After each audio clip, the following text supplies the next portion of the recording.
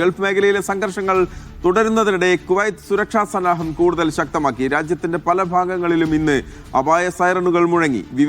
നിരവധി ഡ്രോണുകളും ബാലിസ്റ്റിക് മിസൈലുകളും തടഞ്ഞതായും റിപ്പോർട്ടുകളുണ്ട്. അതിനിടെ മേഖലയിലെ സാഹചര്യങ്ങൾ കണക്കിലെടുത്ത് കുവൈത്ത് ഏത് വെല്ലുവിളിയെയും നേരിടാൻ പൂർണ്ണമായും സജ്ജമാണെന്ന് ഷെയ്ഖ് ഫഹദ് അൽ യൂസഫ് അറിയിച്ചു. സോഷ്യൽ മീഡിയയിൽ കിംവദന്തികൾ പ്രചരിപ്പിക്കരുതെന്നും ഔദ്യോഗിക വിവരങ്ങൾ മാത്രം പിന്തുടരണമെന്നും പൊതുജനങ്ങളോടും അധികൃതർ അറിയിച്ചു. സലീം കോട്ടയിൽ ചേരുകയാണ്. സലീം, എന്താണ് കുവൈത്തിലെ വളരെ പെട്ടെന്ന് എന്താണ് അവിടുത്തെ ഒരു സാഹചര്യം?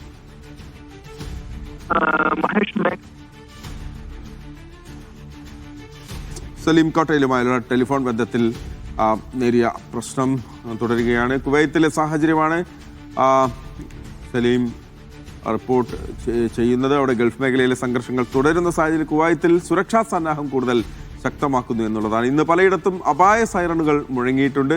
നിരവധി ഡ്രോണുകളും ബാലിസ്റ്റിക് മിസൈലുകളും തടഞ്ഞു എന്നുള്ള റിപ്പോർട്ടുകളുണ്ട്, സ്ഥിരീകരിക്കേണ്ടതുണ്ട്. അതിനാണ് മേഖലയിലെ സാഹചര്യങ്ങളെല്ലാം കണക്കിലെടുത്ത് കുവൈത്ത് ഏത് വെല്ലുവിളിയെ നേരിടാൻ സജ്ജമാണെന്ന് ആഭ്യന്തരമന്ത്രി ഷെയ്ഖ് ഫഹദ് അൽ യൂസഫ് അറിയിച്ചു എന്നുള്ളതാണ് അവിടെ നിന്നുള്ള ഏറ്റവും പ്രധാനപ്പെട്ട വാർത്ത.